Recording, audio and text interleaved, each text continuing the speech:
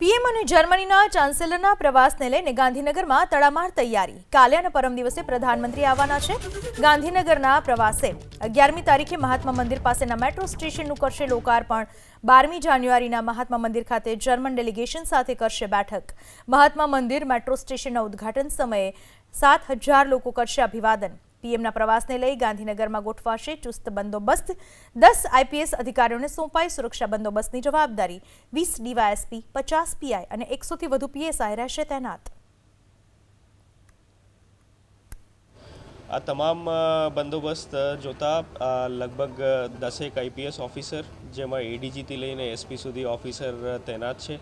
એની સાથે સાથે 20 DYSP, 50 PI, 100થી વધારે પીએસઆઈ અને 1500થી 1800 પોલીસ કર્મચારી બંદોબસ્ત ઉપર તૈનાત છે।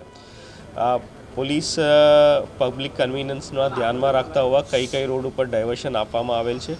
આ ડાયવર્શન આજ સાંજ સુધી પેપર મીડિયા મિત્રો સાથે શેર કરવામાં આવશે। પબ્લિક પોલીસ સાથે સંકલન રહીને તમામ કાર્યક્રમ શાંતિપૂર્ણ રીતે પૂરું થઈ જાય એવી વિનંતી છે। મેટ્રો સ્ટેશન નીચે લગભગ લોગ ભેગા થવા માટે પોલીસ તરફથી અને કોર્પોરેશન એડમિનિસ્ટ્રેટર અને આરએનબી તરફથી આયોજન કરવામાં આવી રહ્યા છે। જો પણ જોવા માંગે છે આ મેટ્રો સ્ટેશન પાસે આવીને જોઈ શકશે।